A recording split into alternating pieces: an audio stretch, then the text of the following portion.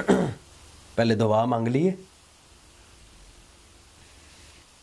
या अल्लाह असी गुनहगार बंदे हैं, साडे गुनाह माफ़ फरमा। या अल्लाह साडे रोज़े कबूल फरमा।